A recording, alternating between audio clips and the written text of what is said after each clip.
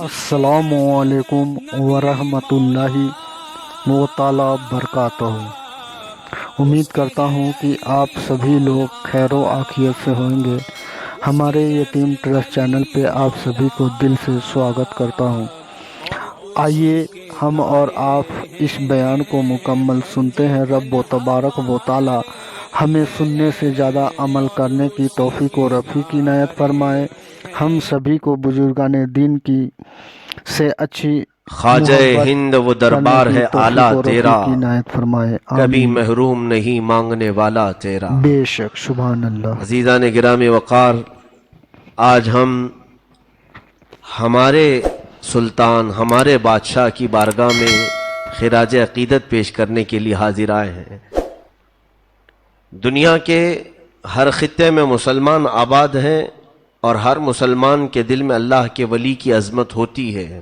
بے شک، سبحان وہ اولیاء اللہ کو قدر کی نگاہوں سے دیکھتا ہے، لیکن اولیاء کاملین جس خطے میں بھی ہیں، جہاں پر بھی ہیں، وہ سب ہمارے تاج ہیں، لیکن بے شک، سرکار غریب نواز رضی اللہ تعالیٰ عنہ کا حق ہم پر زیادہ اس لیے ہے کہ ہم ان کے ہم وطن ہیں، سبحان اللہ۔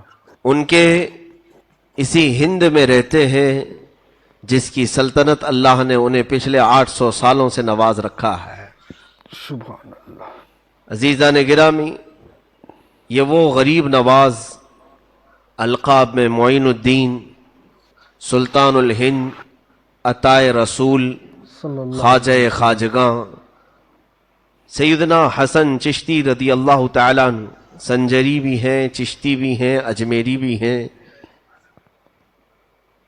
اس مقدس بارگاہ میں ہم کچھ خراج عقیدت پیش کرنے سے پہلے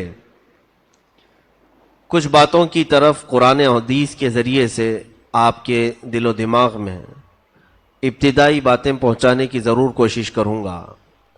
سب سے پہلی بات تو یہ ہے کہ رسول کریم صلی اللہ تعالیٰ علیہ وسلم نے ارشاد فرمایا، عند ذکر الصالحین تنزل الرحمہ، جب اللہ کے صالح اور نیک بندوں کا ذکر کیا جاتا ہے تو رحمتیں اترتی ہیں۔ سبحان اللہ، سبحان ان اللہ۔ بزرگوں کا ذکر کرنا ہمارے مقدر میں آیا ہے اس لیے کہ ہم اللہ کی رحمت کے طلبگار ہیں۔ ذکر ان کا ہوتا ہے، رحمت اللہ اتارتا ہے، یہ حدیث پاک میں ہے۔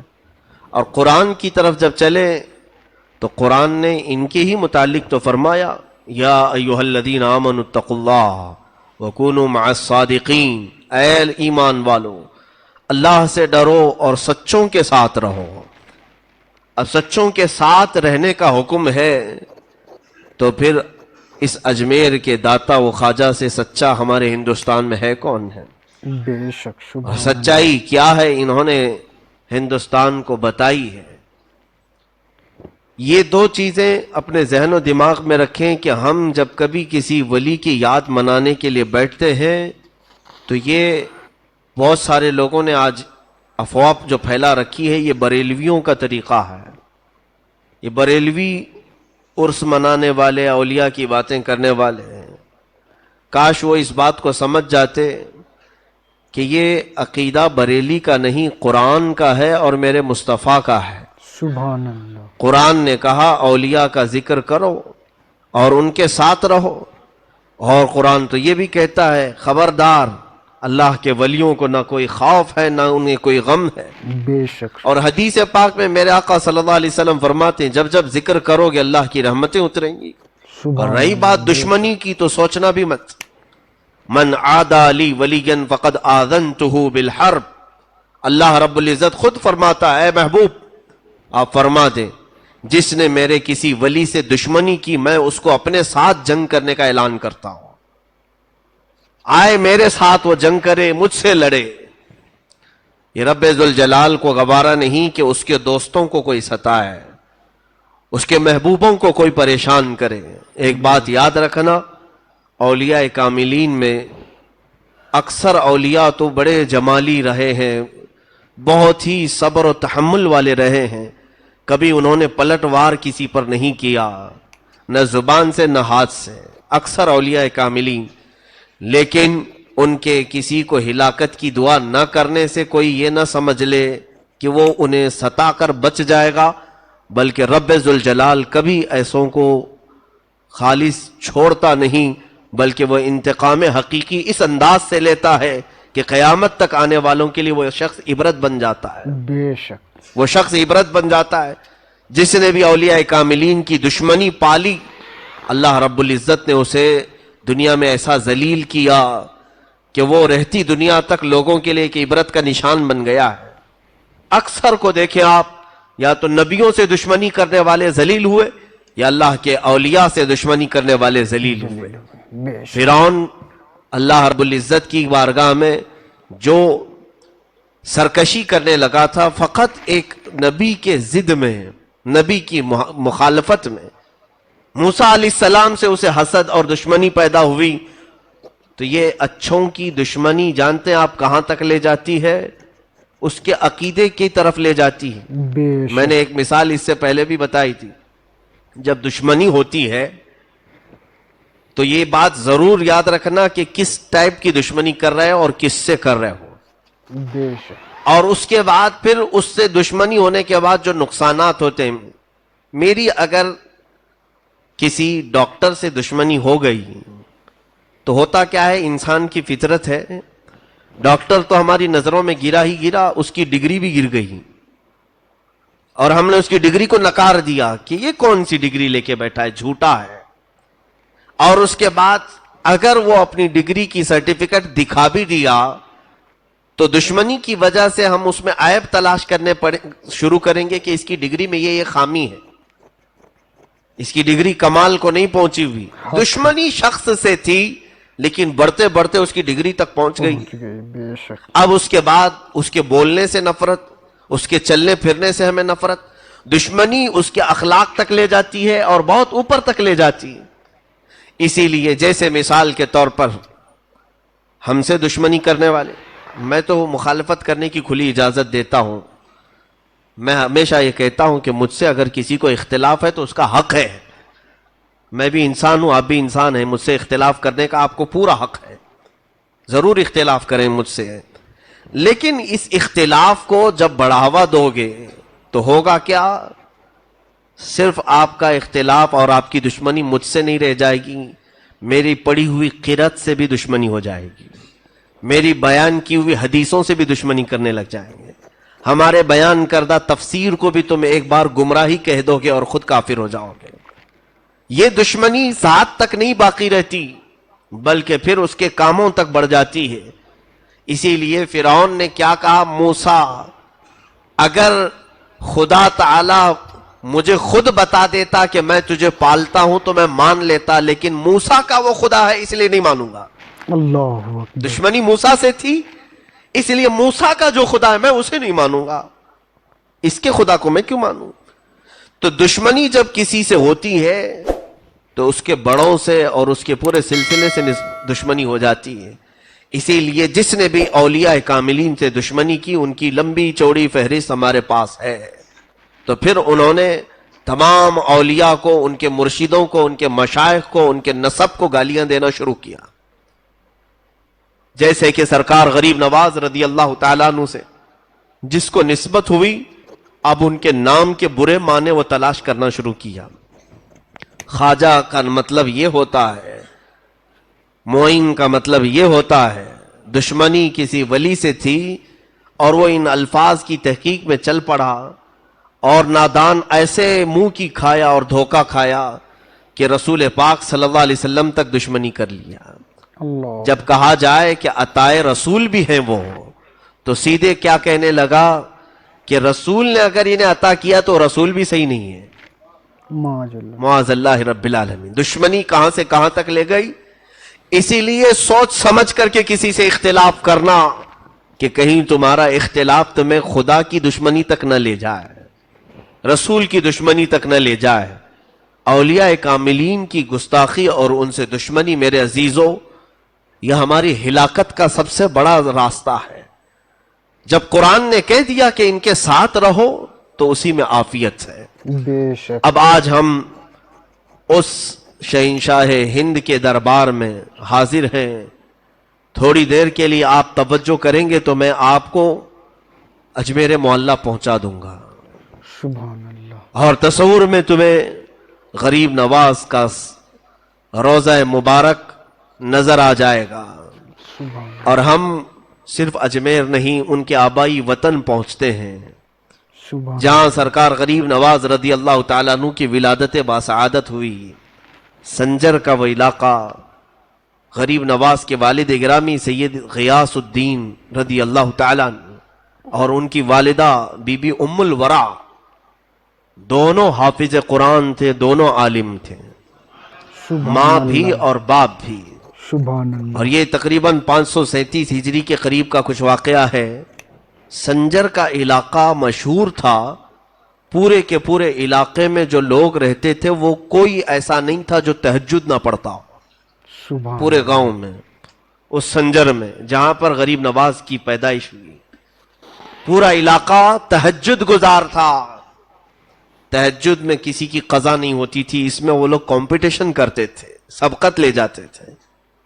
एक रात ऐसी आई, 13 रजबुल मुरज्जब तारीख ये बताई गई है, 13 रजब की तारीख थी और आसमान पर आधी रात में ही सफेदी जाहिर हो गई। और इतनी सफेदी सी आई कि लोगों को गुमान होने लगा कि सुबह सादिक हो चुकी। सुबह की सफेदी जैसे नमूदार होती है, आधी रात में ही सफेदी जाहिर हुई। तो जिसकी आंख खुली वो बेसाख्ता दौड़ता हुआ बाहर आया कि हाय मेरी तहज्जुद कज़ा हो गई।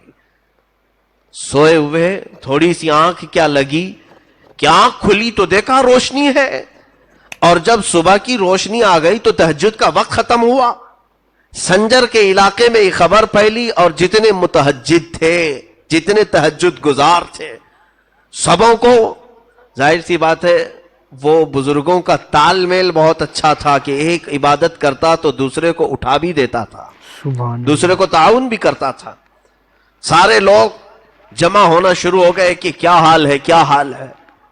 उसमें मौजूद कई उम्र दराज बुजुर्गों ने कहा, हमें तो नहीं लगता कि हमसे गफलत हुई, लेकिन ये उजाला कुछ और बता रहा है। सुभान वो सब संजर की जामा मस्जिद के करीब पहुंचे तो देखा जामा मस्जिद के खल्फ में करीब में एक घर पर आसमान से झमाझम नूर की रोशनी बरस रही है, सुभान अल्लाह। नूरानी कंदील लटकी हुई है। और वो घर पता करने पर मालूम हुआ कि हजरत गियासुद्दीन रदी अल्लाह ताला अन्हु का घर है, बीबी उम्मुल वरा का घर है।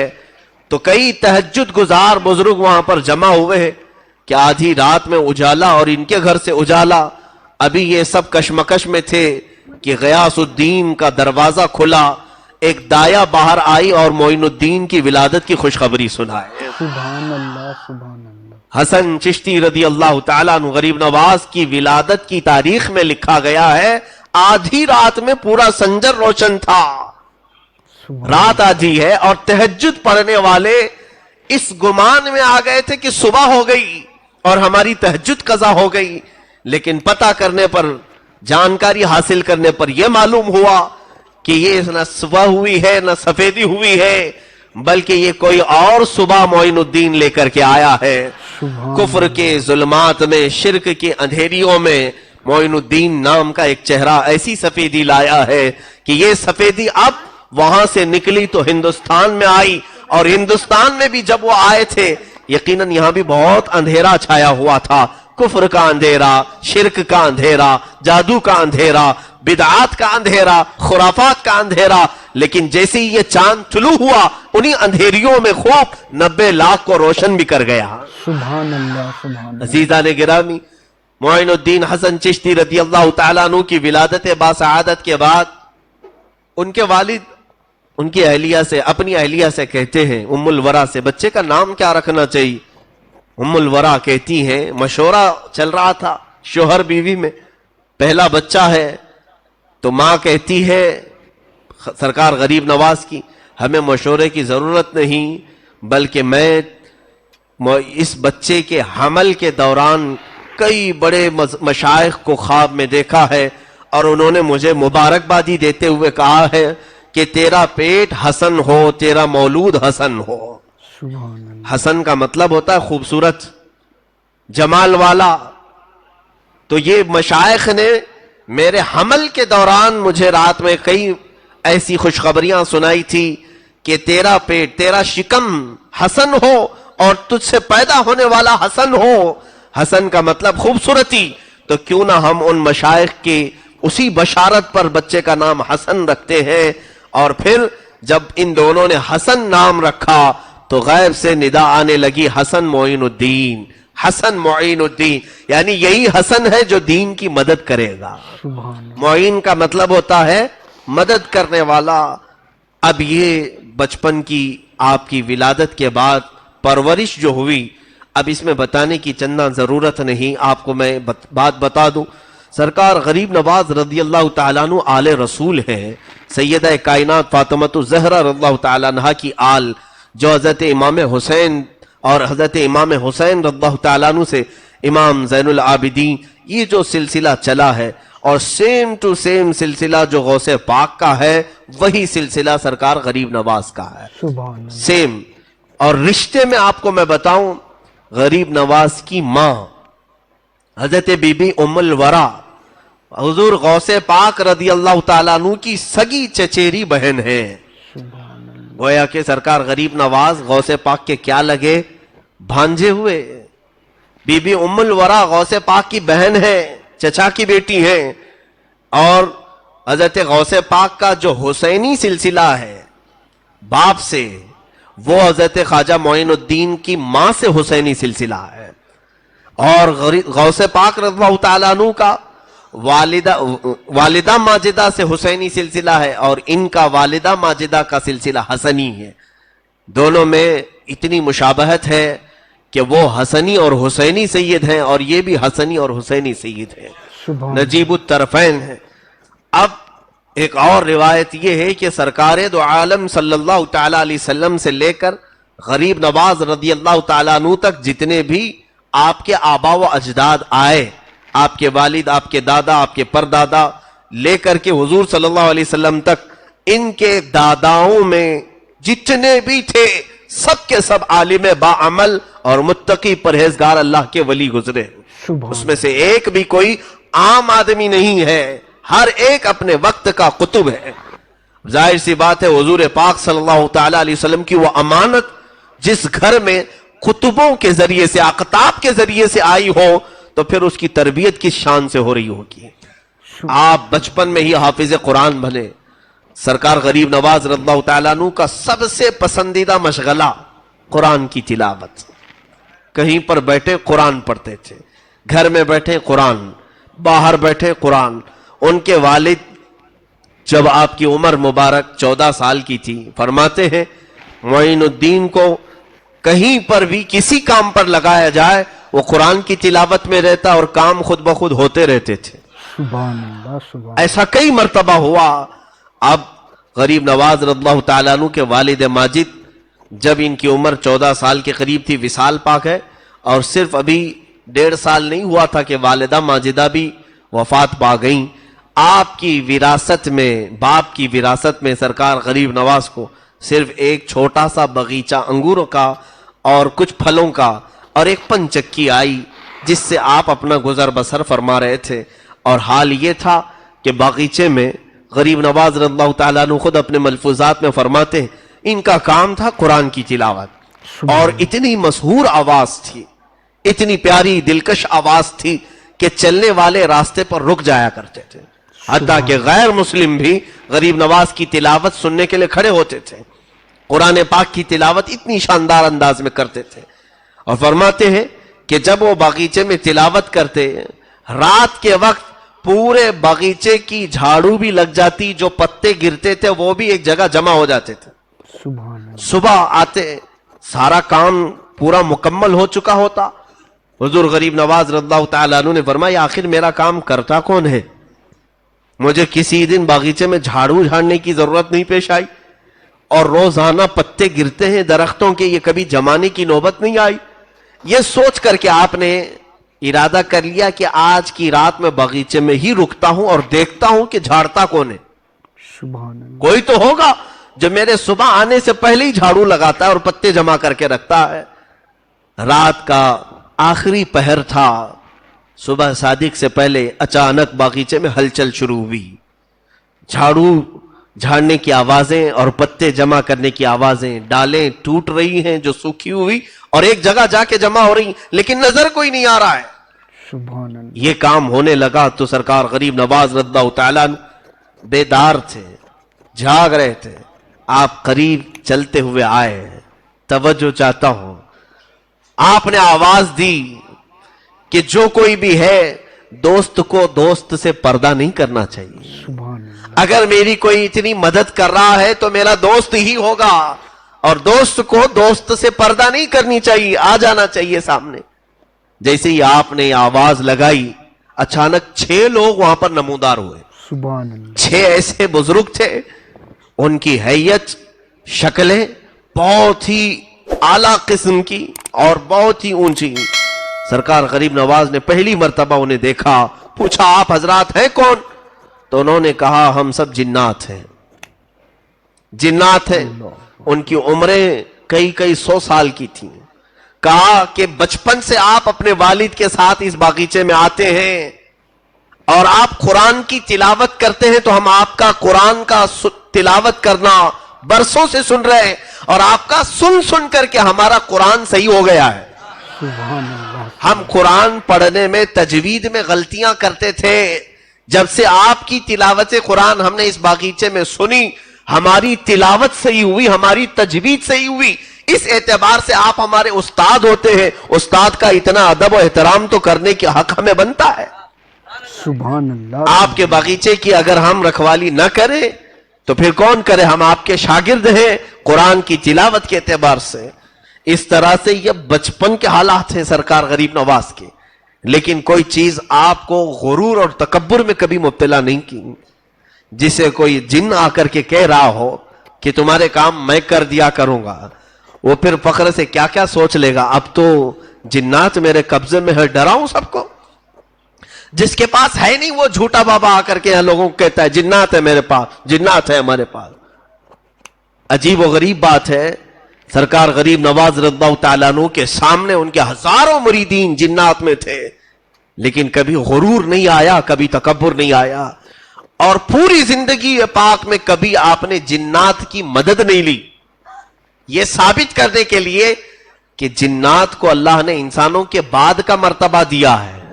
تو اللہ نے جب تمہیں اشرف المخلوقات بنایا ہے تو تم سے جو ادنا ہے ان سے کیوں خدمت لو؟ اپنی حیثیت وہ بناؤ کہ جنات خود تمہاری مدد کے لیے حاضر ہو جائیں.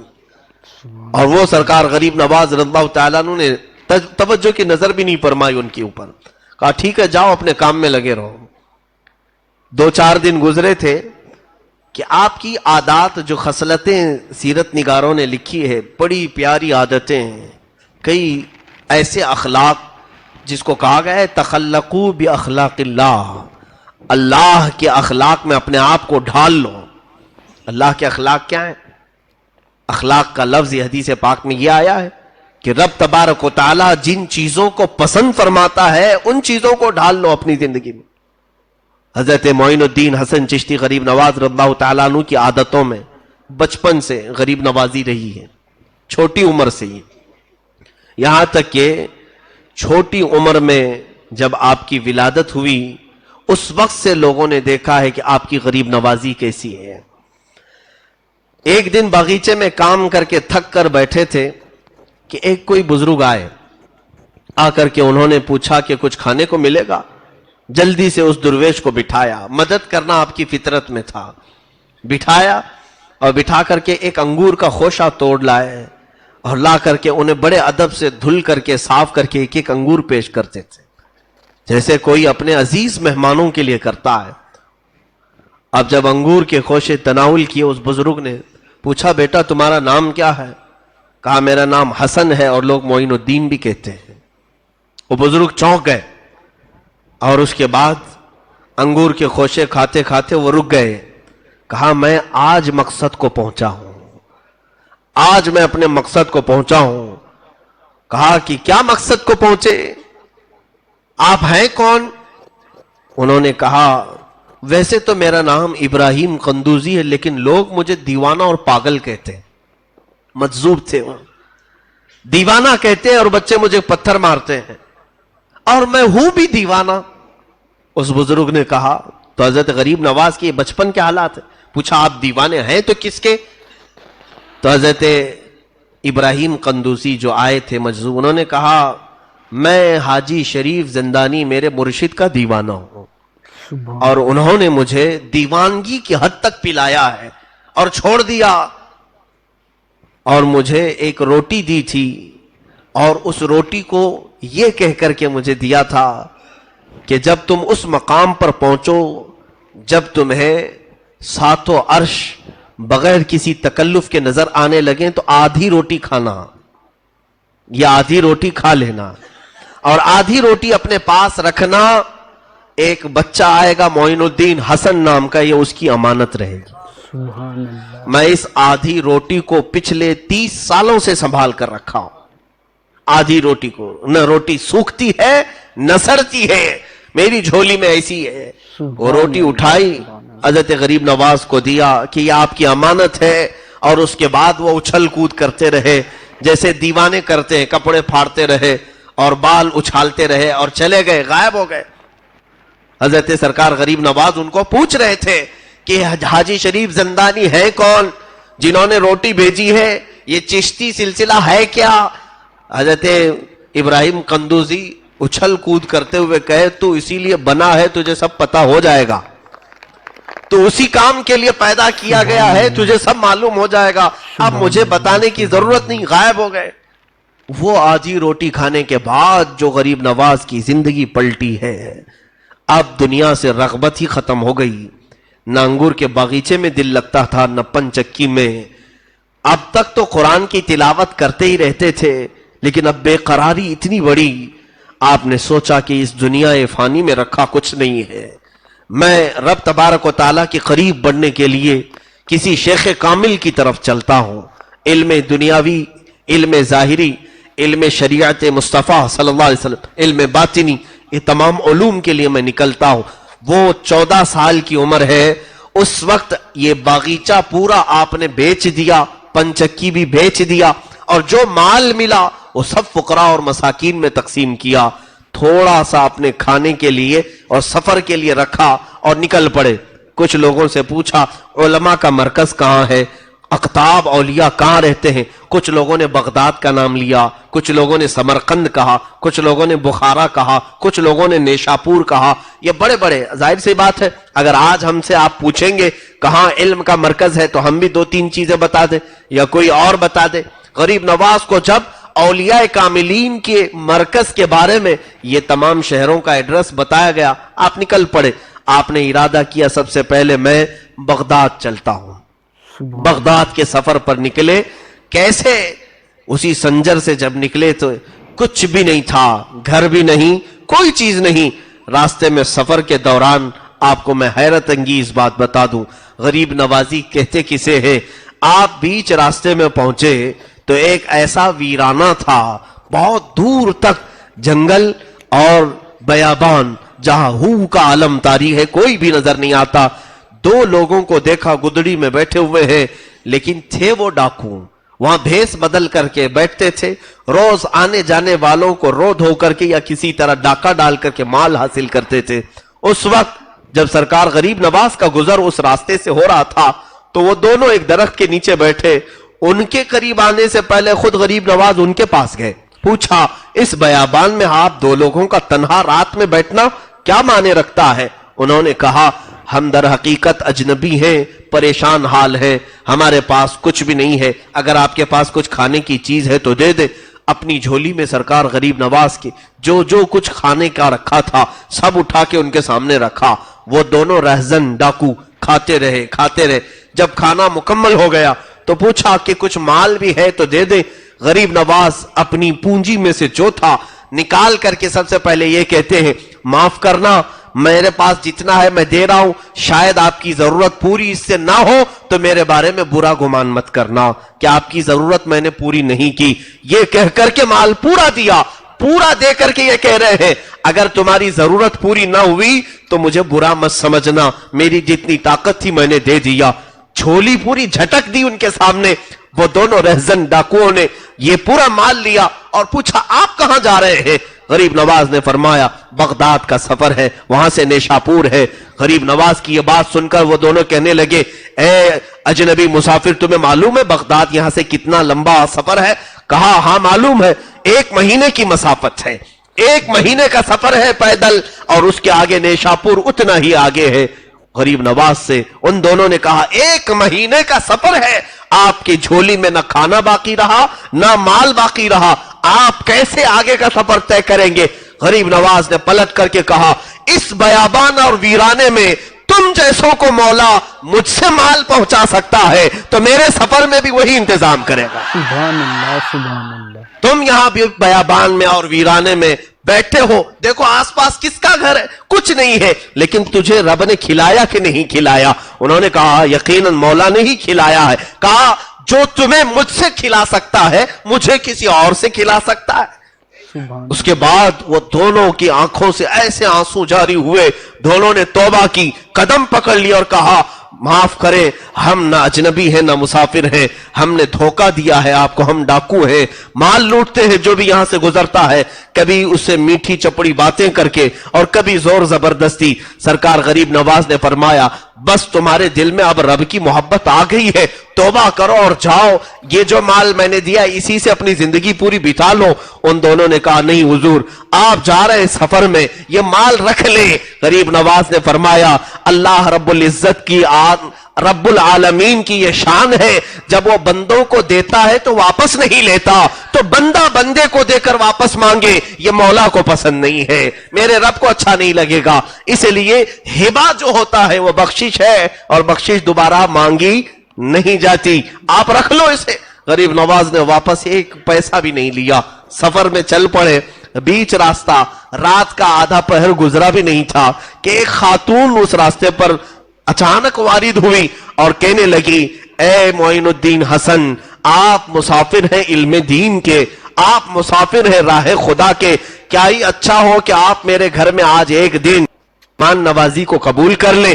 غریب نواز نے اس بوڑھی عورت کے گھر مہمان نوازی کو قبول کیا، کھانا کھائے، رات گزاری، صبح اٹھ کر کے چلے۔ وہ دونوں جو رہزن ہیں وہ غریب نواز کے مرید بھی ہیں، خلیفہ بھی ہیں۔ وہ کہتے ہیں ہم نے غریب نواز کو رات ایک بوڑھی عورت کے ہاں قیام کرتے دیکھا، صبح جب وہ واپس وہاں سے چل پڑے ہم نے تھوڑی دور غریب نواز کو رخصت کیا، واپس آ کر کے دیکھا تو نہ بوڑھی ہے نہ گھر ہے، سبحان اللہ۔ کوئی مکان نہیں۔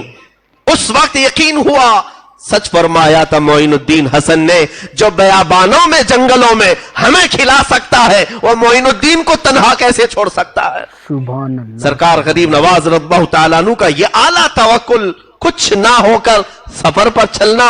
میرے عزیزو یہ بولنا آسان ہے، کرنا بہت بھاری ہے، بہت مشکل کام ہے۔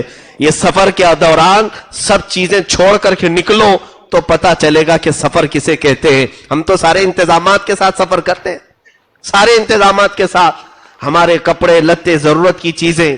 ایک آدھ سفر ہماری زندگی میں ایسا آیا ہے، مجھے تجربہ ہے، میں اپنی تعریف کے لیے نہیں کہہ رہا ہوں، اس وقت پتا چل گیا کہ سفر کہتے کسے ہیں، سفر کہتے کسے۔ سارے کپڑے بھی جا چکے تھے، سارا محل بھی جا چکا تھا اور ہم بھی علم دین کے راستے پر تھے۔ اتفاق کی بات ہے میں یہاں سے نکلا تھا، یہ صرف میں توکل کے لیے عرض کر رہا ہوں، صرف زندگی میں ایسی بات آئی تھی۔ میرا ارادہ جب ہوا تحقیق فی الفقہ، فقہ کی تعلیم حاصل کرنے کے لیے بریلی معلیٰ ہمارے مرشد گرامی کی بارگاہ میں جانے کے لیے، میں دبئی سے تراویح پڑھا کر کے آیا تھا، اور اس وقت ابھی ہماری تعلیم کا سلسلہ جاری بھی تھا، میں بھی تعلیم کمپلیٹ ختم نہیں کیا تھا، جاری بھی تھا، لیکن بیچ میں جو رمضان آتا تو تراویح پڑھاتے، اور اچھے عمدہ کپڑے وہ ایک پہلے سے چلا ہے، سارے کپڑے جمع کر کے ایک بڑے سوٹ کیس میں رکھے، اور پھر میری لکھی ہوئی کچھ کتابیں بھی تھیں جو میں نے عربی سے اردو میں ٹرانسلیٹ کیا تھا، اور کافی اچھی خاصی رقم بھی تھی، اور یہ سب چیزیں لے کر کے جب میں پہنچا تھا تو رات کا وقت تھا. اسٹیشن پر مجھے یاد ہے 4 بجے کے قریب ٹرین پہنچی تھی.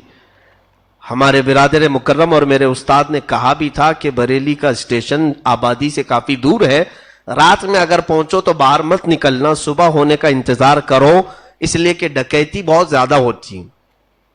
وہاں پر بھی ایسے حالات تھے. تو اسی انتظام, ٹھنڈیوں کے دن تھے, اسٹیشن پر پلیٹ فارم پر بیٹھا رہا اور پورا سوٹ کے ساری چیزیں میری ساتھ میں تھیں. ٹھنڈی بہت زیادہ لگ رہی تھی, 4 بجے روشنی نہیں آتی. ایک چادر نکالا اور اوڑھ کر کے بیٹھا ایک کٹے پر. اترنے والے سارے مسافر چلے گئے, ہم اکیلے بیٹھے رہے. بیٹھنے کے بعد تھوڑی دیر کے بعد جو ٹھنڈی میں چادر نے گرم کیا, جھپکی لگی جاتی ہے, اونگ آئی, آنکھ بند ہوئی, بیٹھے بیٹھے گھٹنوں میں سر رکھ کر کے. تھوڑی دیر کے بعد سر جھٹکا اور جھنجلا کر کے اٹھا تو دیکھا نہ بیگ ہے نہ سوٹ کیس ہے, کچھ بھی نہیں. دیوانوں کی طرح ادھر سے ادھر دوڑتا رہا. میں بھی طالب علم تھا, اسٹوڈنٹ تھا. پورے پلیٹ فارم پر کہیں کوئی نظر نہیں آ رہا ہے. پولیس سے جا کر کے کہا, جو بیٹھے تھے ڈیوٹی پر ان کو ہم سے زیادہ اونگ لگی ہوئی تھی. ہلا کر کے جب اٹھایا تو دل نے یہی کہا کہ مجھ سے زیادہ تو یہ سو رہے ہیں, میرا بیگ یہ کیا دیکھیں گے. ویسے بھی انہوں نے مایوس کن جواب دیا اور واپس پلٹ آئے. دل کھٹا ہو گیا تھا. یہ تو ابتدا ہے, یہاں آنے میں سارا لٹ گیا. اب میرے خیال سے یہ اچھا شگون نہیں ہے. لوگ تو یہی سوچتے ہیں, پہلی راستے پر اگر کچھ ہو جائے تو سوچتے ہیں شاید اچھا راستہ نہیں ہوگا. اس وقت خیالات عجیب عجیب طرح کے آنے لگے. اب یہ سفر میں ہے, کوئی جانکار پہچان کا نہیں تھا. ایسی نوبت تھی کہ اسٹیشن سے مزار اعلی حضرت پر جانے کے لیے اب جو کچھ بھی رقم تھی وہ ایک آٹو کو دینے کے برابر کی تھی, رکشے والے کو دینے کے برابر. خیر ہم نے یہ سوچا کہ واپسی کا ارادہ کرتے ہیں, یہ ہمارے لیے شاید شہر راس نہیں آئے گا. واپسی کا ارادہ کر رہے تھے کہ وہاں سے واپس آ جاتے ہیں, دوسری جگہ دیکھ لیں گے, تعلیم بعد میں. سارا تو لٹ گیا, پورے کپڑے, پورا مال, میری لکھی ہوئی کتابیں, کئی طرح کی الگ خوشبوئیں, سب چلی گئی تھی. دل میں قلق ہوتا ہے. واپسی کا ارادہ کیا تو اسی وقت دل میں یہ خیال آیا, اتنی دور اتنے مقدس شہر میں آئے ہیں تو اعلیٰ حضرت کی بارگاہ میں زیارت تو کم سے کم کرو, فاتحہ پڑھ لوں اور اس کے بعد واپس چلا جاؤں. اب پڑھنا نہیں تھا. زیارت کے لیے صبح کی گھڑی تھی, اذان ہو چکی اور غالباً نماز ہوئی تھی. میں فجر کی نماز مسجد میں پڑھا اور مزار پاک پہ حاضری کے لیے گیا تو ایک قاری صاحب خوش الہان اچھی آواز کے وہاں گنگنا رہے تھے. اکثر ایسا ہوتا ہے مزار اعلیٰ حضرت پر اعلیٰ حضرت کی نعتیں پڑھی جاتی رہتی صبح شام. میں جس وقت حاضری کے لیے گیا تھا قاری صاحب نعت پڑھ رہے تھے, سونا جنگل رات اندھیری چھائی بدلی کالی ہے, سونے والوں جاگتے رہیو چوروں کی رکھوالی ہے, سونا پاس ہے سونا بن ہے سونا زہر ہے, اٹھ پیارے تو کہتا ہے میٹھی نیند ہے تیری متھی نرالی ہے. اور یہ سب اشعار وہ پڑھتے جا رہے ہیں, میں فاتحہ بھول گیا اور سننے لگا اور ایسا لگ رہا تھا کہ یہ نعت کہیں میرے لیے تو نہیں لکھی تھی انہوں نے. ساری چیزیں زندگی سے ایک ایک, کبھی آپ بھی سوچتے ہیں نا حضرت نے آج ہمارے لیے بیان کیا ہے. جب حالات سے کوئی چیز بات میچ ہوتی ہے تو ہر کوئی یہی خیال کرتا ہے کہ کیا کسی نے جا کر کے کہا تو نہیں ان کو آج میرے ہی گھر کا سب بتا رہے تھے. ہماری زندگی میں بھی ایسی چیز آئی تو جب وہ نعت ختم ہوئی تو دل میں اطمینان ہوا کہ جو کچھ ہوتا ہے اللہ کی مرضی سے ہوتا ہے. دل میں ایک ڈھارس بندھی اور اس کے بعد جو حالات ہیں وہ مجھے زیادہ ڈسکس کرنے کی ضرورت نہیں. اتنی سی بات ہے, میرا ٹیسٹ تھا, امتحان تھا, میلے کپڑے سفر کے, انہی کپڑوں میں جا کر امتحان کے لیے بیٹھا اور کسی سے کہنے کی کوئی جرت بھی نہیں تھی, ہمت بھی نہیں تھی. دوسرے دن جب رزلٹ آیا تو سب سے پہلا نام میرا تھا. اب سوچا کہ اب یہ سب سے پہلا نام. کئی مدارس کے طلبہ وہاں پر ٹیسٹ کے لیے آئے تھے, ہر دارالعلوم کے لوگ ٹیسٹ کے لیے آتے ہیں. کئی 100 میں سے ان کو صرف 5 لوگوں کو چننا تھا, 7 لوگوں کو چننا تھا. نام جب آیا اسی وقت مجھے بلائے ہمارے ایک استاذ گرامی کہا کہ میلے کپڑے یہ ساری چیزیں، مجھے ایسا لگتا ہے کہ تمہارے سفر میں تمہارے ساتھ کچھ دھوکا ہوا ہے۔ میں نے کہا نہیں۔ انہوں نے خود پکڑ کر کے مجھے شہر لایا اور شہر لے جا کر کے انہوں نے کپڑے دلائے، پورا سارا سامان دلا کر خود لے کر کے آئے۔ استاد ان کو خود اپنی فکر ہوتی ہے، اپنے گھر بار چھوڑ کر وہ بھی پڑھانے کے لیے آئے ہوتے ہیں، لیکن انہوں نے اپنے ذاتی رقم سے یہ ساری چیزیں کی۔ لیکن وہ جو چند دنوں کا عرصہ گزرا، اس وقت پتا چلا کہ سفر کہتے کسے؟ سفر اس لیے کہ حدیث پاک میں السفر کالسقر، سفر جہنم کے راستوں میں سے ایک راستہ ہے، تکلیف اس میں ہوگی۔ لیکن ابھی ہم بہت ساری انتظامات، بہت سارے اسباب کے ساتھ چلتے ہیں تو احساس نہیں ہوتا، اے سی میں چلتے ہیں اور بہت شارٹ سفر ہو گیا ہے تو پتہ نہیں چل پاتا، ورنہ سفر تو سفر ہے، اور وہ بھی جب مال کچھ بھی نہ ہو۔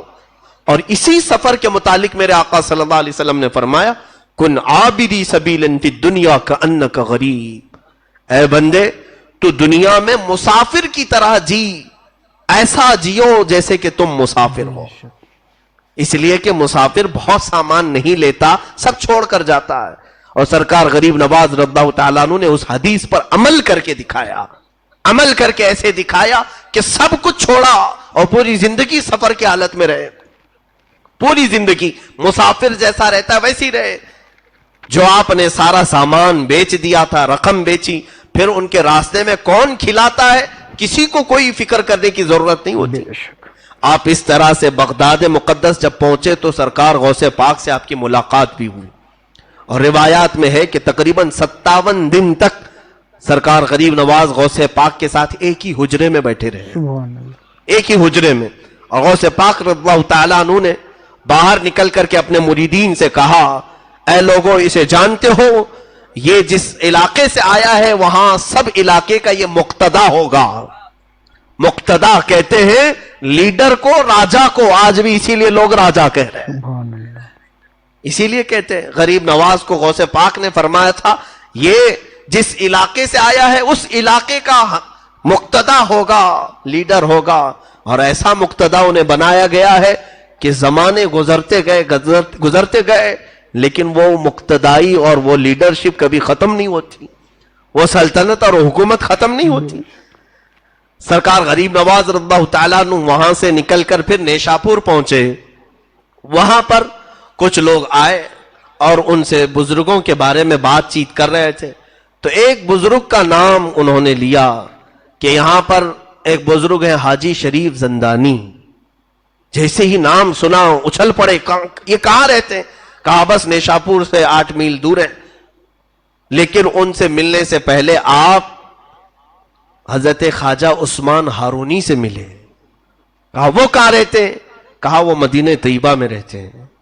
اس لیے کہ خواجہ شریف زندانی اب کسی کو ملتے نہیں، وہ اندر ہو چکے ہیں۔ زندانی کہتے ہیں قیدی کو، قیدی کو۔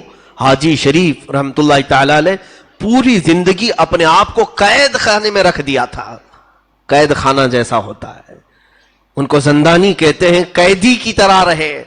اس لیے کہ میرے آقا نے حدیث میں فرمایا دنیا سجن للمؤمنین و جنت للکافرین، دنیا مومن کے لیے قید خانہ ہے۔ تو یہ اولیاء ایک ایک حدیث کو لیتے تھے اور اس پر عمل کر کے دکھاتے تھے، قیدی بن کر کے رہے۔ سرکار غریب نواز رضی اللہ تعالیٰ عنہ وہاں سے مدینہ طیبہ پہنچے۔ مدینہ طیبہ میں خواجہ عثمان ہارونی کا بول بالا تھا، اس وقت وہ بڑے شیخوں میں گنے جاتے تھے۔ ایک مقام پر آپ درس دے رہے تھے خواجہ عثمان ہارونی، حضرت خواجہ غریب نواز رضی اللہ تعالیٰ عنہ اس حجرے میں داخل ہوئے اور کونے میں بیٹھ گئے۔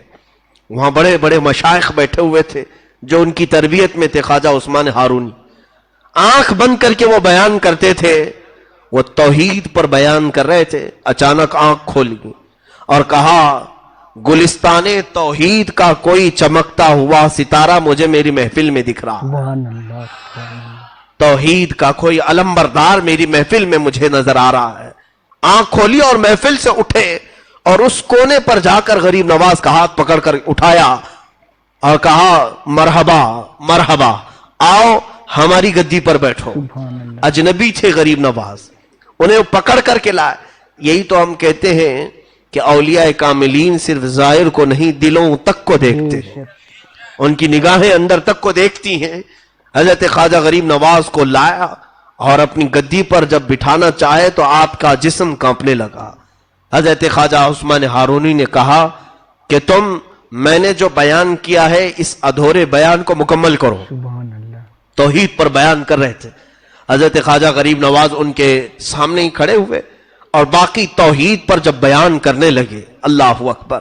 روایت میں ہے کہ جتنے اس مجمع میں بیٹھے تھے مشائخ سب کے سب وجد میں رب العالمین کی بارگاہ میں مہ ہو کر اپنے کپڑے پھاڑنے لگے ہیں حضرت خواجہ غریب نواز کے بیان پر. تب آپ نے حضرت خواجہ عثمان ہارونی رضی اللہ تعالیٰ عنہ نے کہا کہ اب میری زندگی کا اختتام آ چکا ہے. جس کا انتظار مجھے تھا وہ پہنچ چکا ہے. جس کی امانت میں پاس تھی وہ سپرد کرنے کا وقت قریب آ چکا ہے. اب حضرت خواجہ غریب نواز رضی اللہ تعالیٰ عنہ کو اپنی گدی کے قریب بلاتے ہیں اور پوچھتے ہیں بیٹا معین الدین آسمان کی طرف دیکھو کیا دکھتا ہے. کہا آسمان دکھ رہا ہے. زمین کی طرف کہا زمین دکھ رہی ہے. کہا جاؤ اور 1000 بار درود پڑھو 1000 بار استغفار 1000 بار قل هو اللہ. یہ پڑھایا اور کچھ وظیفے پڑھائے. یا قاضی الحاجات یا شافع یا دافع البلیات یا کافی المہمات. پڑھانے کے بعد غریب نواز کو پھر بلایا. اب اپنی انگلیاں خواجہ عثمان ہارونی نے غریب نواز کی پیشانی پر رکھا اور پوچھا اوپر دیکھو کیا دکھتا ہے. کہا غریب نواز نے یا خواجہ عثمان ہارونی مجھے عرش خدا تک دکھ رہا ہے. پہلا دوسرا تیسرا چوتھا پانچواں چھٹا ساتواں آسمان اور سدرۃ المنتہا عرش خدا نظر آ رہا ہے. زمین پر دیکھو کیا دکھتا ہے. کہا زمین کے 7 طبق اور تحت الثری تک مجھے نظر آتا ہے جو زمین کا سب سے نچلا حصہ. تو اس پیر کامل نے مرید کامل کو صرف 2 انگلیوں کے درمیان سے پوری منازل طے کرا دیا. اور اس کے بعد ایک 4 تر کی ٹوپی ہوتی تھی سلسلہ چشتیہ میں.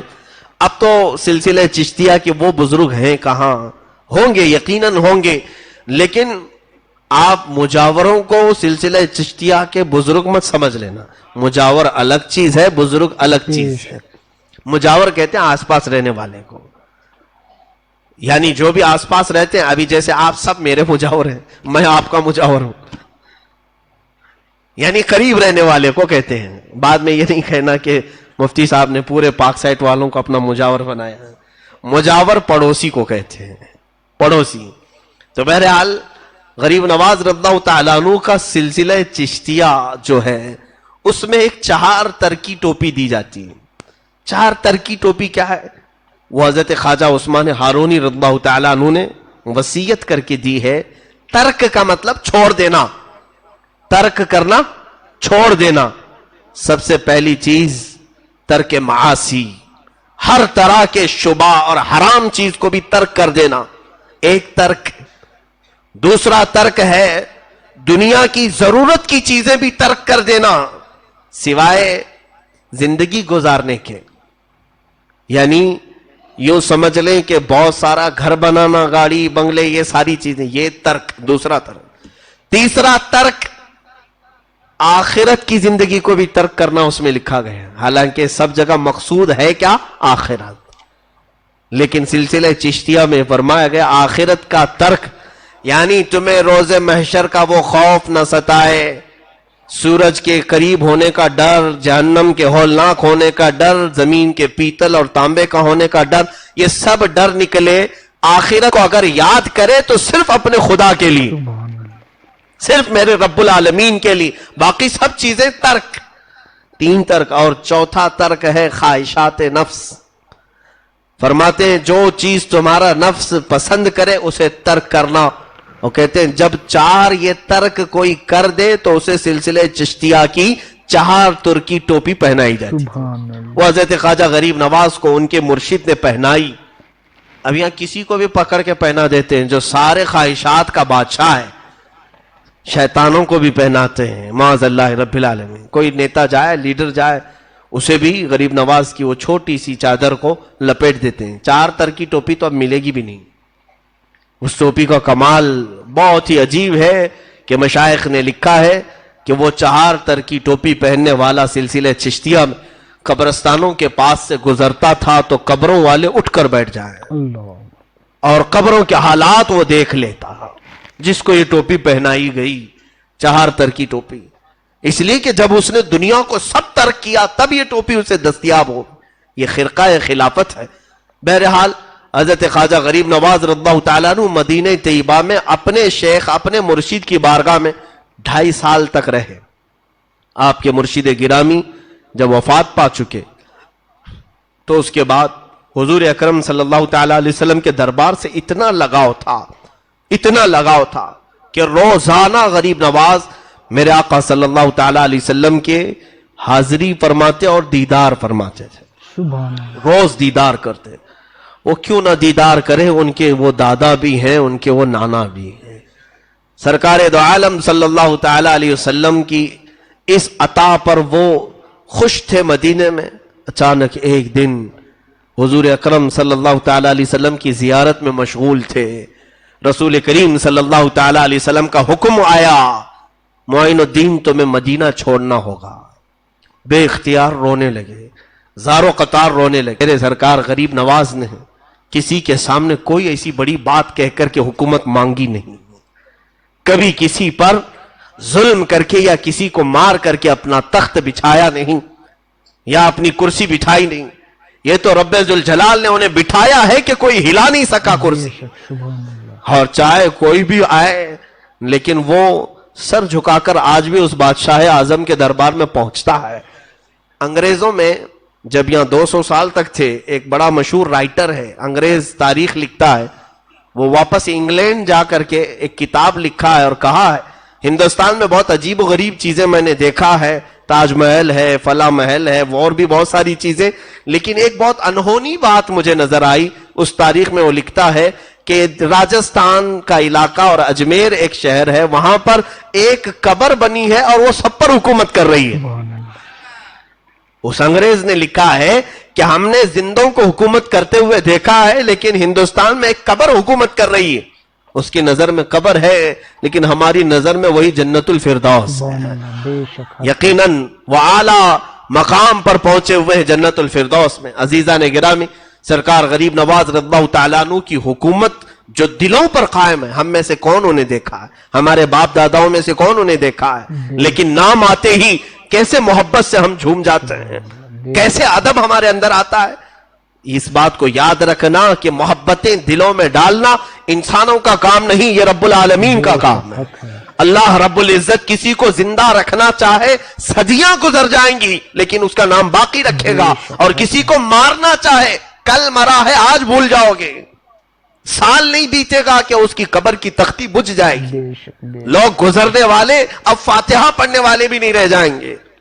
جب کسی کو مولا بھلانا چاہے ایسے بھلا دے گا. کیا ہندوستان کی تاریخ میں ایسے بڑے بڑے بادشاہ نہیں آئے؟ میں سب کی بات کر رہا ہوں، چاہے وہ کافر ہو چاہے مسلمان ہو. جنہوں نے نفع کا کام کیا انہیں اللہ نے ہمیشہ باقی رکھا، اور جنہوں نے تکلیف پہنچائی اور کچرے کا کام کیا ہے انہیں اللہ تعالیٰ نے ذلیل کیا اور برباد کیا. کچھ لوگوں کے نام اگر برائی سے آج لیے بھی جاتے ہیں تو اس لیے کہ لوگوں کو عبرت ہو جائے کہ تم ایسے نہ بنو. عزیزان گرامی وقار، سرکار غریب نواز رضی اللہ تعالیٰ عنہ کی شان کریمانہ اور ایسی کہ بابا فرید الدین گنج شکر فرماتے ہیں میں نے تقریباً 20 سال غریب نواز کو دیکھا، ایک بار بھی آپ کو غصہ آتے ہوئے نہیں دیکھا، کبھی غصے میں کسی کو بات کرتے نہیں دیکھا. جب کبھی کوئی آتا، حتیٰ کہ آپ کی مجلس میں ایک مرتبہ ایک آدمی قتل کرنے کے ارادے سے چھری اندر لے کر کے آیا ہے، زہر میں اچھی طرح سے بجھا کر کے، اور محفل میں بیٹھے اور لوگ اٹھتے گئے. اسے اچھا موقع تھا. سرکار غریب نواز نے اپنا چہرہ اٹھایا اور اس کی طرف دیکھ کر کہا میاں جس کام کے لیے آئے وہ کام پورا کر لو، آپ جس کام کے لیے آئے وہ پورا کر لو. اس کے ہاتھ پیر کانپنے لگے. یہ کشف تھا سرکار غریب نواز کا جو دل کی حالت کو جان لیا. کہا اٹھو، جس کام کے لیے تم آئے وہ پورا کر لو. اٹھا تو چھری گر گئی، کانپنے لگا، اور حضرت غریب نواز نے اٹھایا اور چھری دیا اور کہا میں تمہارے ساتھ سخت لہجے میں بات نہیں کر سکتا، کہیں تمہارا دل ٹوٹ نہ جائے. اور یہی وہ محبت کے جملے تھے جو اس کا دل پگھلا گئے، اور ایسا مرید ہوا کہ زندگی بھر غریب نواز کے ساتھ رہا، اور آپ نے اسے حج بھی بھیجا، اور حج کے دوران اس کا انتقال ہوا، مکہ مکرمہ میں اس کے دفن بھی ہوا، جس نے قتل کے ارادہ کیا۔ یعنی سچ بتاؤ کہ غریب نواز کی سیرت سننے کے بعد میرے آقا کی یاد آتی ہے نہیں؟ سبحان اللہ۔ رسول کریم صلی اللہ علیہ وسلم بچپن کا حال ہے، بچپن میں چھوٹے سی عمر میں سرکار غریب نواز رضی اللہ تعالیٰ عنہ کے والدین بہت اچھے خوشحال گھرانے میں تھے۔ جب آپ عیدگاہ جا رہے تھے تو ایک بچے کو دیکھا جو پھٹے پرانے کپڑوں میں رو رہا تھا عیدگاہ میں۔ غریب نواز رضی اللہ تعالیٰ عنہ نے اس کا ہاتھ پکڑا اور پھر کیا بات کی، کہا کہ دیکھو آج عید ہے، ایسا کرتے ہیں آدھا آدھا کر لیتے ہیں، آدھے میرے کپڑے تم لے لو، آدھے تمہارے کپڑے مجھے دے دو۔ اپنے آدھے کپڑے اسے دے دیے، جبہ اسے دیا، نیچے کی تہبند یا جو بھی رہی وہ آپ نے عمدہ قسم کی پہنی، اور پھٹا ہوا اس کا کپڑا اپنے زیب تن کر لیا اور اپنا اس کو دیا، اور کہا یوں مت سمجھنا کہ میں سب دے دیا، آدھا تیرا آدھا میرا، دونوں ہم برابر برابر ہیں۔ یہ بچپنے کے حالت میں غریب نواز، اسی لیے غریب نوازی جو ہے آپ کی پیدائشی تھی۔ اور یہاں پر حال یہ تھا، سرکار غریب نواز رضی اللہ تعالیٰ عنہ کے دربار عالی جاہ میں جب کبھی کوئی ضرورت مند آیا تو کبھی آپ نے اسے نہ نہیں کہا۔ آپ کے لنگر خانے میں پکانے والا جو باورچی ہے وہ بھی اللہ کے ولی تھے، وہ کہتے ہیں جب جب لنگر خانے میں مال کی ضرورت ہوتی میں آتا حضور غریب نواز کے پاس پیسہ مانگنے کے لیے، آپ مصلح اٹھاتے اور کہتے کہ جو ضرورت ہو لے لو۔ کبھی غریب نواز نہ مصلح کے نیچے دیکھتے تھے اور نہ کبھی میرے ہاتھ کی طرف کہ کتنا لیا ہے۔ میں ان کے مصلح کے نیچے سے جتنا مال ملتا تھا سب لیتا، اور ضرورت کے بھر میں لنگر خانے میں چیزیں لاتا۔ پوری زندگی گزری، کبھی نہ لنگر خانے میں مجھے کوئی چیز لانے میں کمی نہیں ہوئی، سبحان اللہ۔ اور کبھی سرکار غریب نواز نے مجھ سے سوال نہیں کیا، مجھ سے حساب بھی نہیں لیا۔ وہ عطائیں تھی آپ کی، اس طرح کی عطائیں، جمال تو ایسا، اللہ اکبر، عطا کرنے پر آئیں تو ایسے عطا کریں کہ سرکار غریب نواز رضی اللہ تعالیٰ عنہ کے مزار اقدس کے باہر حضرت علامہ ارشد القادری رحمۃ اللہ علیہ نے واقعہ نقل فرمایا ہے، اور بڑا دل کو ہلا دینے والا واقعہ ہے۔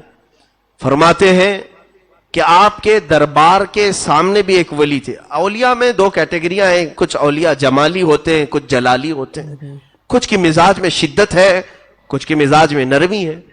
حضرت غریب نواز رضی اللہ تعالیٰ عنہ کے دروازے کے باہر آج بھی ایک مزار تھا، وہ ایک بہت بڑے ولی کامل تھے سلسلہ چشتیہ کے، ان کی بھی قبر وہاں پر تھی، ان کی بھی قبر۔ ظاہر سی بات ہے ہر کوئی اپنے پیر کے آس پاس دفن ہونے کو پسند کرتا ہے، وہ ولی بھی وہیں دفن تھے۔ ایک زمانے میں ایک خاتون غریب نواز کی بارگاہ میں منتیں کر کر کے، دعائیں کر کر کے ایک بچہ مانگی تھی، بچے کی ولادت ہوئی۔ اللہ ہی دیتا ہے، دربار اولیاء سے دیتا بے ہے، شک حق ہے۔ رب تعالیٰ ان کی باتوں کو پسند فرماتا ہے۔ اور وہ عورت اپنے بچے، 1 سال کے بچے کو لے کر کے آئی تھی شکرانے کے لیے اجمیر معلیٰ میں، غریب نواز سرکار کے دربار میں، لیکن وہ باہر ہی ابھی بیٹھی تھی۔ جو ولی کامل غریب نواز کے سلسلے میں تھے، ان کا نام میں ذکر نہیں کر رہا ہوں، وہ باہر جہاں ان کی قبر تھی وہاں وہ عورت بیٹھی تھی، ان کی قبر کے پاس بچے نے پیشاب کر دیا۔ بچہ بچہ ہوتا ہے، اب جب پیشاب قبر پر بہنے لگا تو اچانک قبر سے ایک ایسا اچھال آیا کہ بچہ ہوا میں اڑا، نیچے گرا اور سر پھٹ گیا۔ اسی وقت بچے کی آہیں نکلی اور سانس بند ہو گئی، بچے کے دل کی دھڑکنیں بند۔ وہ عورت بے ساختہ پکارنے لگی، بڑی منتوں کے ساتھ ایک بچہ ملا تھا، بچے نے جو غلطی کی لیکن یہ بچہ یہی مر گیا اجمیر۔ وہ رونے لگی سرکار غریب نواز کے دربار، یہ وفات کے بعد کی بات بتا رہا ہوں، بہت رو کر کے کہنے لگی کہ جب آپ کے ہی دربار سے بھیک مانگ کر میں گئی تھی تو اللہ نے مجھے بیٹا عطا کیا، اور اگر یہ واپس ہی جانا تھا تو پھر یہ بچہ آیا کیوں جو میری آنکھوں کو اتنے دن ٹھنڈک پہنچایا، میں کیسے صبر کروں گی، کیسے برداشت کروں گی۔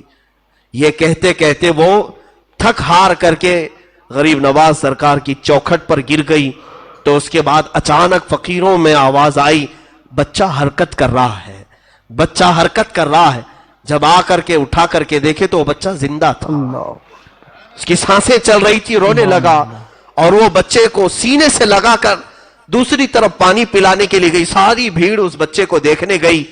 अचानक उस वली की कब्र फट गई, जो दरवाजे के बाहर थे, कब्र फटी और वहां से एक बुजुर्ग निकले और किसी को दिखाई ना पड़े, ओझल हो गए और कब्र वैसी की वैसी रह गई। और उसको बाद में लोगों ने ढांक दिया। मौजूद मशाइख और औलिया जो थे, उनसे लोगों ने सवाल किया कि क्या माजरा, हमें कुछ समझ में नहीं आया। तो उन बुजुर्गों ने डरते डरते कहा, बात दर हकीकत बादशाह आजम की है, सुल्तान आजम की है। ये खातून आई थी, यकीनन इनसे मांगा था गरीब नवाज से, सुल्तान की अता थी, गरीब नवाज की अता थी। जो बच्चा दिया वो शुक्राने के लिए आई, लेकिन उसके बच्चे ने पेशाब करके उनके दरबार में रहने वाले एक वली की कब्र की बेहुरमती कर दी। तो उस वली को बर्दाश्त ना हुआ, जलाल में उन्होंने कब्र से हाथ उठाया तो बच्चा उछल करके गिरा और मरा। लेकिन सरकार गरीब नवाज को इस खातून का रोना देखा ना गया और गरीब नवाज ने रब्बे जुल जलाल की बारगाह में अर्ज की, मौला उस बच्चे को तकदीरे शिबह मुबरम से तू उम्र अता फरमा। रब ताला ने फिर से उसे सांसें जारी फरमाई और जब बच्चा जिंदा हुआ, गरीब नवाज ने उस अपने सिलसिले के बुजुर्ग से मुखातब होकर के फरमाया, ऐ मेरे मुरीद, मेरे सिलसिले में तू बैत है, यकीनन तू बहुत सालों से मेरे पास सो रहा है, लेकिन याद रख मेरे पास आने वाले हर तरह के लोग आएंगे, बाअदब भी आएंगे, बेअदब भी आएंगे। किसी की बेअदबी तुमसे देखी नहीं जाती, इसलिए मेरे दरबार से उठो और बहुत दूर जाके सो जाओ। गरीब नवाज का हुक्म आया कि मेरे पास आने वाले कई तरह के आएंगे, तुमसे उनकी बेअदबी बेदेखी ना जाएगी, उठो अपनी कब्र से दूर जाकर के सो। उनकी कब्र फटी और वो उठे और चले गए। वहां कब्र आज है ही नहीं। अल्लामा अरशदुल कादिर रहमतुल्लाह अलैह ने पूरा वाकया लिखा है। ये सुल्तानुल हिंद है जो हम जैसे निकम्मों की हाजिरी को भी आज कबूल करते हैं। क्या चोर नहीं होते वहां पर?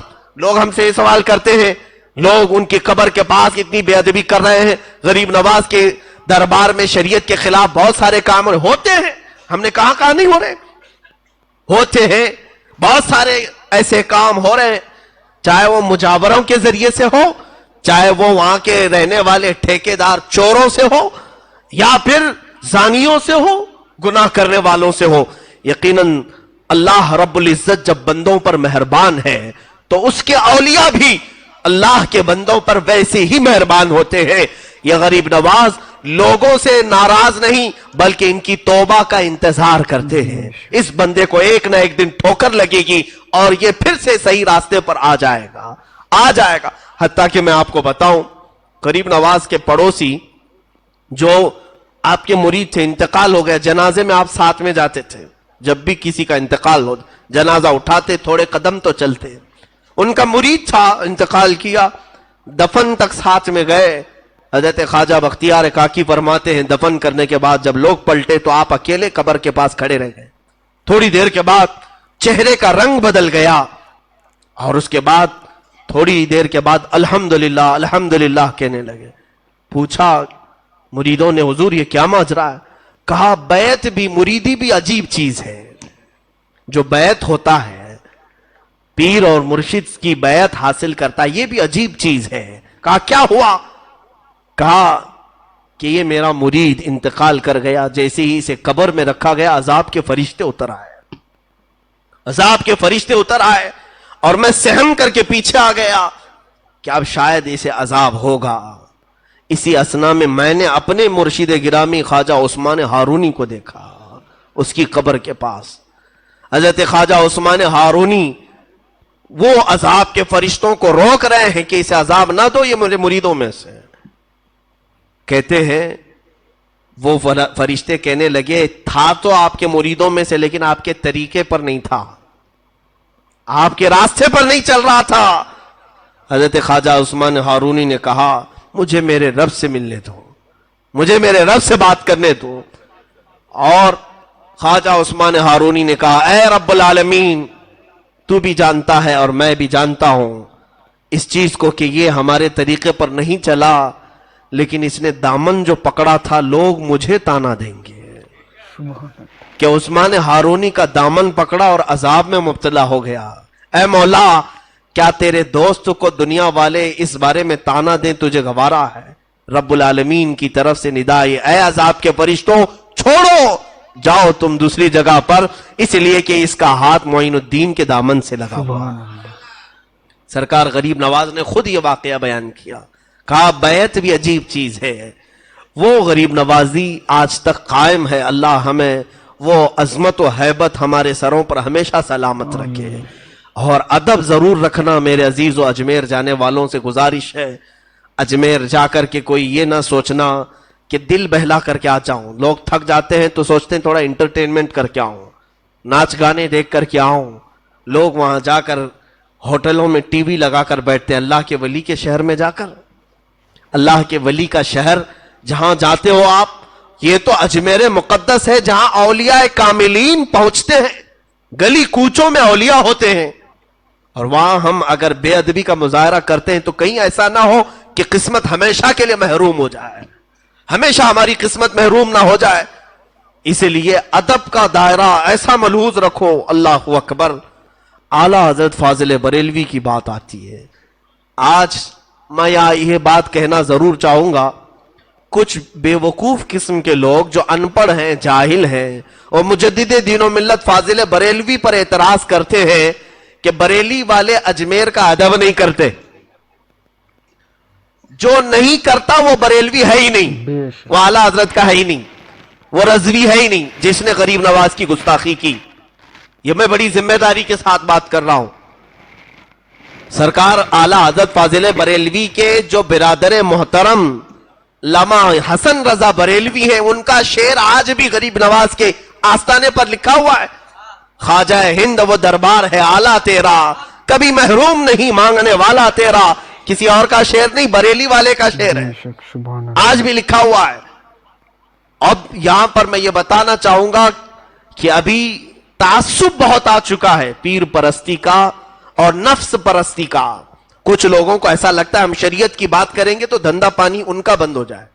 ہم کہتے ہیں شوق سے مرید بناؤ، لیکن شریعت مصطفیٰ پر قائم ہو کر کے بناؤ. یہ بات ٹیڑھی ہے نا، ظاہر سی بات ہے.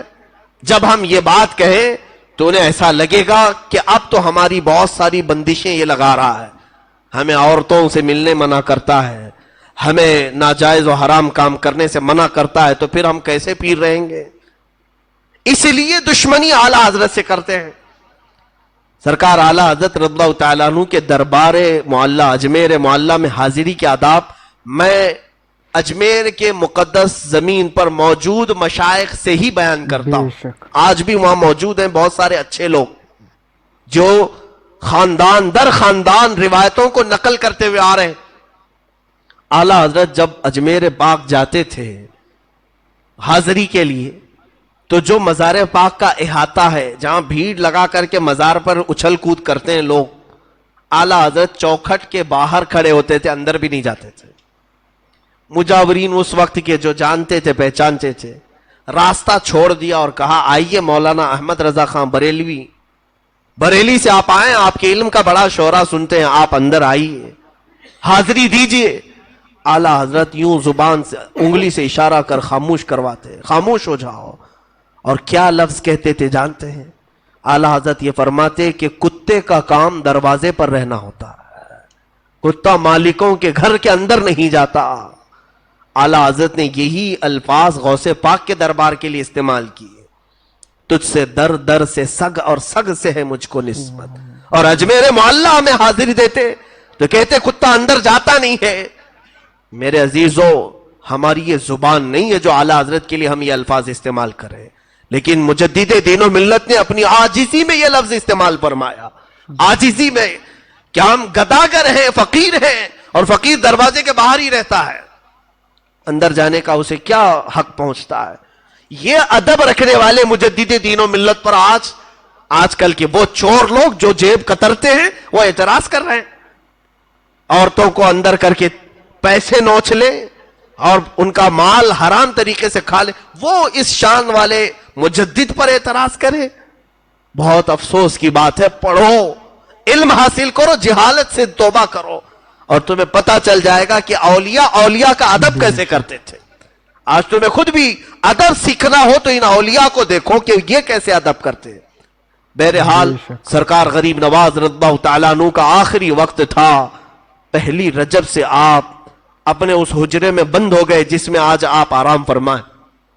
جہاں پر آپ کی قبر ہے یہی آپ کا گھر تھا, یہی آپ کی جھونپڑی تھی جس پر گنبد بنا ہے. یہ حجرے کے دروازے آپ نے بند کر لیے. پہلی رجب کو جو گئے دوسری میں باہر نہیں, تیسری میں باہر نہیں, چوتھی میں نہیں, پانچویں میں نہیں, 6 رجب تک دروازہ نہیں کھلا. نہ کوئی پانی باہر سے گیا ہے, نہ کوئی کھانا باہر سے گیا ہے. مریدین انتظار میں تھے کہ شیخ اب نکلیں گے کہ اب تب نکلیں گے.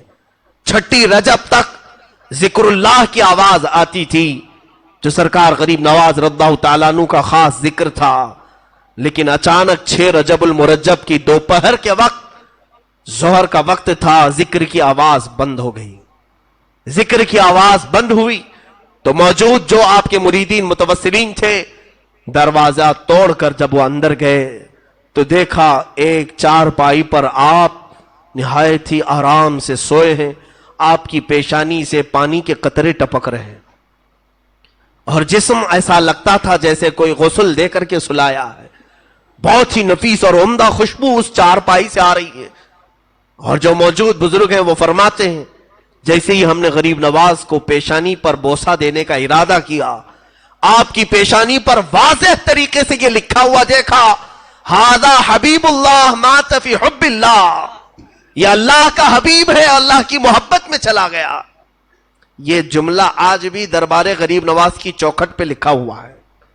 آج جانا تو اس جملے کو دیکھنا کہ غریب نواز کی وفات کے وقت آپ کی پیشانی پر یہ جملہ لکھا ہوا تھا. وہ اللہ والا اللہ کی محبت میں دنیا سے گیا ہے اور ہزاروں کو نواز کر کے گیا, اب بھی نواز رہا ہے. دربار غریب نواز میں ہماری یہ عقیدت قبول ہو جائے. مولا ہم اجمیر پہنچ نہ سکے, ہم بڑے دور ہیں, مگر ہماری آوازیں اجمیر تک تو پہنچا دے. اس غریب نواز کے دربار تک ہم غریبوں کی آہیں پہنچا دے, ہمارے سوالات وہاں تک پہنچا دے. اے رب ذوالجلال عطا تو ہی کرتا ہے, مگر مولا دروازے غریب نواز سے ہم تیری بارگاہ میں سوال کرتے ہیں. آج تیرے اس معین الدین حسن چشتی کا یوم وصال ہے, ان کی شب ششم ہے مولا. اس شب کی برکت سے ہم سب کے دلوں کی اندھیریوں کو دور فرما دے. ہمارے